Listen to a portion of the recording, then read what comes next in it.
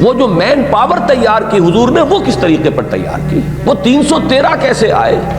آگے کی داستان تو ہمیں معلوم ہے کہ 313 کو فتح حاصل ہو گئی 1000 پر، لیکن وہ 313 تیار کس پروسیس سے ہوئے؟ اکبر الہ آبادی کے اس شعر کے مصداق کہ خدا کے کام دیکھو کیا ہے اور کیا پہلے، نظر آتا ہے مجھ کو بدر سے غار ہرا پہلے۔ یہ پروسیس غار ہرا سے شروع ہوا تھا، وہاں کی وہ میڈیٹیشنز تھیں، غور و فکر، تفکر، تبتل اللہ، یتلو علیہم آیاتہ ویزکیہم ویعلمہم الکتاب والحکمہ۔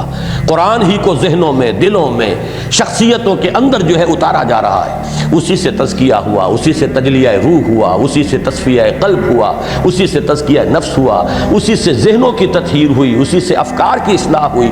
یہ سارا عمل قرآن کے گرد ہے۔ قرآن کا کارنامہ ایک جملے میں بیان کیجئے تو وہ یہ ہے کہ اس نے صحابہ کرام رضوان اللہ تعالی علیہم اجمعین کے دلوں میں ایمان پیدا کر دیا۔ قرآن نے ان کا فکر بدلا، سوچ بدلی، نقطہ نظر بدلا، اقدار بدلی، عزائم بدلے، امنگیں بدلی، شوق بدلے، دلچسپیاں بدلی، خوف بدلے، امیدیں بدلی، اخلاق بدلے، کردار بدلے، خلوت بدلی، جلوت بدلی، انفرادیت بدلی، اجتماعیت بدلی، دن بدلا، رات بدلی، آسمان بدلا، زمین بدلی، الغرض پوری کائنات بدل کر رکھ دی۔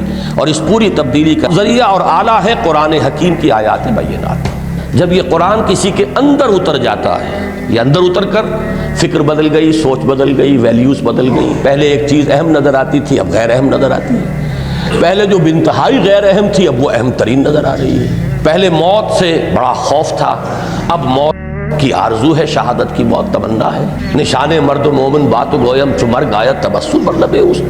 تو یہ ہے اندر کا انقلاب، لیکن اس اندر کے انقلاب نے پھر پورے جہان کو بدل کر رکھ دیا ہے۔